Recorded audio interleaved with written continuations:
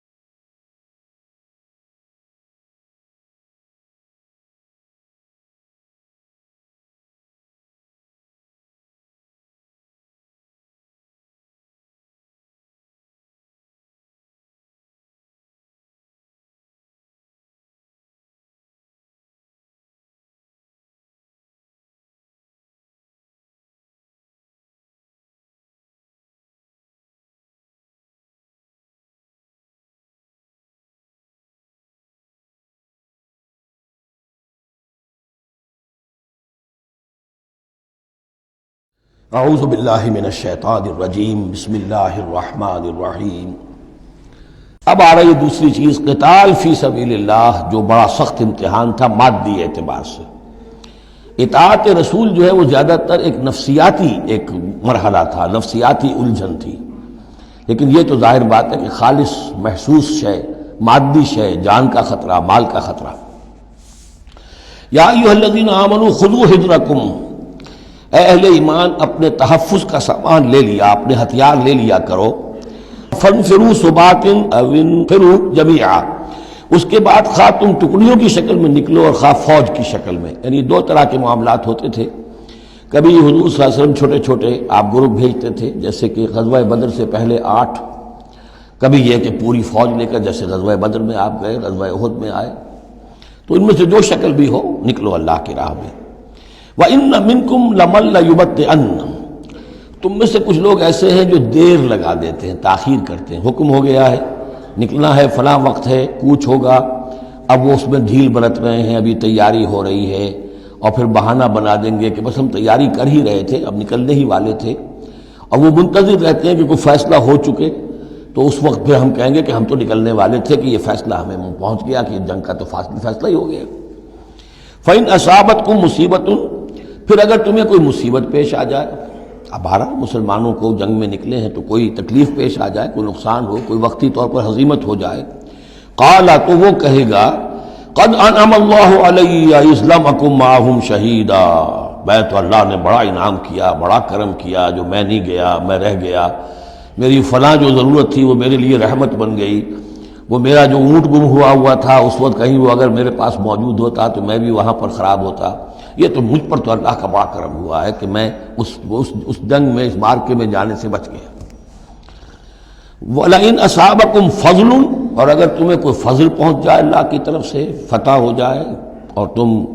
یعنی کامرانی کے ساتھ واپس آؤ اور تم مال غنیمت لے کر آؤ، من اللہ، اللہ کی طرف سے فضل مل جائے، لَيَقُولَنَّ، اس وقت پھر وہ حسرت کے ساتھ کہے گا كَأَن لَّمْ تَكُن بَيْنَكُمْ وَبَيْنَهُ مَوَدَّةٌ، بالکل ایسے جیسے تمہارے اور اس کے درمیان کوئی دوستی اور مروت اور مودت ہے ہی نہیں۔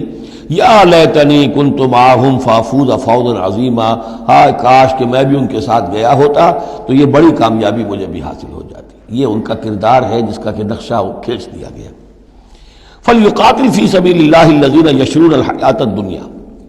بالآخرہ، بس جو لوگ دنیا کی زندگی کو آخرت کے عوض فروخت کرنے کے لیے تیار ہیں انہیں لازماً قتال کرنا چاہیے اللہ کی راہ میں۔ فلیقاتل فی سبیل اللہ الذین یشرون الحیاۃ الدنیا بالآخرہ، جنہوں نے تو یہ طے کر لیا ہے کہ ہم نے آخرت قبول کی، دنیا ہم دیتے ہیں۔ اب ان کے لیے تو پھر کوئی اس میں ہچکچاہٹ نہیں ہونی چاہیے، اگر انہوں نے واقعی یہ سودا اللہ سے کیا ہے تو پھر یہ کہ انہیں تو اللہ کی راہ میں جنگ کے لیے نکلنا چاہیے۔ وَمَن يُقَاتِلْ فِي سَبِيلِ اللَّهِ، اور جو کوئی بھی اللہ کی راہ میں قتال کرے گا، فَيُقْتَلْ أَوْ يَغْلِبْ، اب دو ہی امکانات ہیں، وہ قتل ہو جائے یا غالب ہو جائے، فتح مند ہو کر واپس آئے یا وہیں شہید ہو جائے۔ فَسَوْفَ نُؤْتِيهِ أَجْرًا عَظِيمًا، دونوں حالتوں میں ہم انہیں بہت بڑا اجر عطا فرمائیں گے۔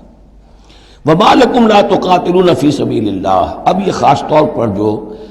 خاص قتال کے لیے ترغیب دلائی جا رہی ہے وہ ایسے لوگوں کے لیے کہ جو مختلف علاقوں میں مسلمان تھے، کہ جو پھنسے ہوئے تھے، ان میں کمزور بھی تھے، ان میں خواتین بھی تھیں، بیمار بھی تھے، بوڑھے تھے، جو ایمان تو لے آئے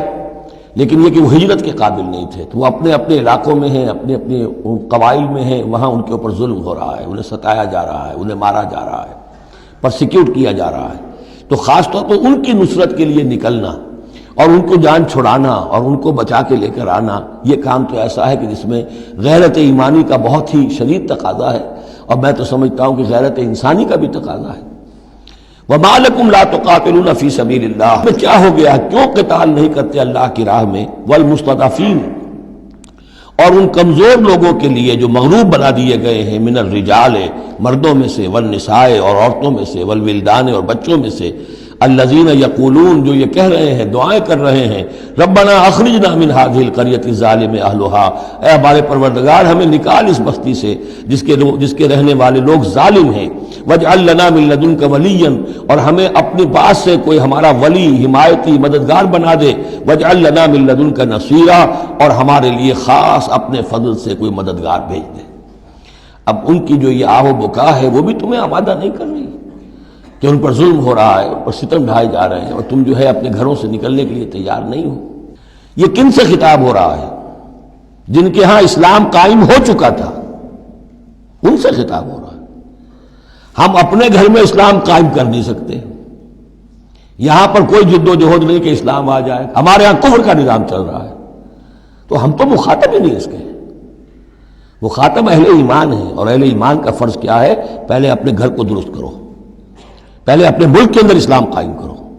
قرآن کے سوا کوئی اور قانون چل رہا ہے، من لم يحكم بما انزل الله فاولئك هم الكافرون ومن لم يحكم بما انزل الله فاولئك هم الظالمون ومن لم يحكم بما انزل الله فاولئك هم الفاسقون۔ ظالم، فاسق اور کافر اور مشرک تو ہم خود ہیں۔ تو یہ آیت اپنی جگہ ہے، ہر چیز کو اس کے کانٹیکسٹ کے اندر رکھنا چاہیے۔ الذین آمنوا یقاتلون فی سبیل اللہ، جو لوگ ایمان والے ہیں وہ قتال کرتے ہیں اللہ کی راہ میں۔ والذین کفروا یقاتلون فی سبیل الطاغوت، اور جو لوگ کافر ہیں وہ بھی قتال کر رہے ہیں، جنگ تو وہ بھی کر رہے ہیں، ابو جہل بھی تو لشکر لے کر آیا تھا، وہ طاغوت کی راہ میں قتال کر رہے ہیں۔ فقاتلوا اولیاء الشیطان، تو قتال کرو، جنگ کرو شیطان کی ساتھیوں سے، شیطان کے حمایتیوں سے، حزب الشیطان سے۔ ان کید الشیطان کان ضعیفا، یقیناً شیطان کی چال بڑی کمزور ہے، دکھائی دیتی ہے بڑی زوردار، بڑی باروب، لیکن یہ کہ اگر مرد مومن کھڑے ہو جائیں تو پھر اس کے اندر معلوم ہو جاتا ہے کہ پھسپسی چال ہے۔ الم تر الی الذین قیل لهم کفوا ایدیکم واقیموا الصلاۃ وآتوا الزکاۃ، ذرا تم نے دیکھا نہیں ان لوگوں کی طرف جن سے کہا گیا تھا کہ اپنے ہاتھوں کو بندھے رکھو، روکے رکھو، اور نماز قائم کرو اور زکوٰۃ دو۔ یہ ہے کہ جو مکے کے اندر حکم تھا 12 برس تک، مکے میں جب مسلمانوں پر ظلم و ستم توڑا جاتا تھا، انہیں ستایا جا رہا تھا، تو بہت سے مسلمان تھے جوش میں بھی اور یقیناً خلوص کے ساتھ ہوش مند ہو کر بھی کہ ہمیں اپنے ان بھائیوں کی مدد کرنی چاہیے۔ اب یہ سمیہ ہمارے سامنے جو ہے، جو کچھ ہو رہا ہے اس کے ساتھ ہماری نگاہوں کے سامنے، یاسر کے ساتھ جو کچھ ہو رہا ہے، حضور ہمیں اجازت دیجیے۔ آخر ہم جو ہے، ہم نامرد نہیں ہیں، ہم بے غیرت نہیں ہیں، ہم بزدل نہیں ہیں، لیکن اجازت نہیں تھی۔ یہ منہج انقلاب نبوی کا ایشو ہے۔ اس وقت حکم یہ تھا اپنے ہاتھ تھامے رکھو، نغمہ ہے بلبل شوریدہ تیرا خام ابھی، اپنے سینے میں اسے اور ذرا تھام ابھی، ایک وقت آئے گا تمہارے ہاتھ کھول دیے جائیں گے، ابھی کفوا ایدیکم۔ لیکن یہاں سوال پیدا ہوتا ہے، الم تر الی الذین قیل لهم کفوا ایدیکم، یہ فعل مجہول ہے، کہا کس نے تھا؟ مکی قرآن میں یہ آیت موجود نہیں ہے، وہاں بھی یہ حکم تھا محمد الرسول اللہ صلی اللہ علیہ وسلم کا، حضور نے روکا۔ یہ آیت تو اتر رہی ہے مدنی قرآن میں، سورہ نساء میں، تو معلوم ہوا کہ اس وقت بھی وہ حضور کا حکم تھا جس کو کہ اللہ نے وہ اون کیا ہے، اللہ کی طرف سے تھا یہ۔ تو وہی یہ جلی تو ہوتی ہے، وہی یہ خفی بھی ہوتی ہے، یا حضور کے جس اجتہاد کو اللہ تعالیٰ اس کو تقریر کہیں گے، جیسے حضور کی حدیث ہم کہتے ہیں، ایک آپ کا قول ہے، ایک فعل ہے، ایک تقریر ہے۔ کوئی کام آپ کے سامنے کیا گیا، آپ نے اسے روکا نہیں، تو گویا کہ ایک طرح سے آپ کی طرف سے ریکگنیشن مل گئی کہ وہ بھی جائز ہے، یقیناً غلط ہوتا تو حضور روک دیتے۔ اسی طرح اللہ تعالیٰ کی کتاب ہے، وحی جلی ہے، وہ آ رہی ہے، لیکن حضور کا وحی خفی بھی ہے حضور کو جو آ جاتی ہے، اور ایک یہ کہ حضور خود اجتہاد کر رہے ہیں، اس کو اگر اللہ نے روکا نہیں تو گویا اللہ کی تقریر ہو گئی، اور وہ بھی اللہ ہی کی طرف سے ہو گیا، اور وہ بھی گویا کہ اللہ نے اون کر لیا۔ تو اب یہ بھی ہو سکتا ہے کہ وحی خفی کے ذریعے سے اللہ نے مکی دور میں حضور کو یہ حکم دیا ہو کہ جو ہے یہاں نقل ہوا ہے، اور یہ بھی ہو سکتا ہے یہ حضور کا اپنا اجتہاد ہو اور اس کو اللہ تعالیٰ نے قبول کیا ہو۔ الم تر الی الذین قیل لهم کفوا ایدیکم واقیموا الصلاۃ وآتوا الزکاۃ، اب یہاں محذوف ہے۔ اس وقت تو کچھ لوگ بڑے زور شور سے کہتے تھے ہمیں اجازت ہونی چاہیے، ہم جنگ کریں، لیکن اب کیا حال ہوا؟ فلما کتب علیہم القتال، جب ان پر جنگ فرض کر دی گئی، اذا فریق منہم یخشون الناس کخشیۃ اللہ او اشد خشیہ، تو اب یہ دیکھنے میں آ رہا ہے کہ ان میں سے کچھ لوگ انسانوں سے اس طرح ڈر رہے ہیں جیسے اللہ سے ڈرنا چاہیے، بلکہ اس سے بھی زیادہ ڈر رہے ہیں۔ اب ظاہر بات ہے یہ وہ مکے کے مہاجرین نہیں ہیں، یہ اصل میں وہی منافقین مدینہ جو ہے ان کا حال ہے، لیکن کنٹراسٹ دکھانے کے لیے جو اس دور کی بات تھی اس کے مقابلے میں اس کو لے آیا گیا کہ اصل ایمان تو وہ تھا، اور یہ جو کچھ ہے شکل، یہ تو پھر کمزوری ہے اور نفاق کی علامت ہے۔ وَقَالُوا رَبَّنَا لِمَا كَتَبْتَ عَلَيْنَا الْقِتَالَ، اور وہ کہتے ہیں کہ پروردگار یہ ہم پر تو نے کیوں فرض کر دی جنگ، لولا اخرتنا الی اجل قریب، ابھی اے پروردگار کچھ اور عرصے کے لیے، کچھ دیر کے لیے اور کیوں نہ مؤخر کیا اس کو۔ قل متاع الدنیا قلیل، اے نبی کہہ دیجئے دنیا کا ساز و سامان یہ بہت حقیر سی شے ہے، والآخرۃ خیر لمن اتقی، آخرت بہت بہتر ہے اس کے لیے جو تقویٰ کی روش اختیار کرے، ولا تظلمون فتیلا، اور تم پر دھاگا بھر بھی کوئی ظلم نہیں ہوگا، حق تلفی نہیں ہوگی، تمہارے جو بھی اعمال ہیں، انفاق ہے، قتال ہے، جو بھی اللہ کی راہ میں ایثار ہے، بھرپور تمہیں اس کا اجر و ثواب دے دیا جائے گا۔ صدق اللہ العظیم۔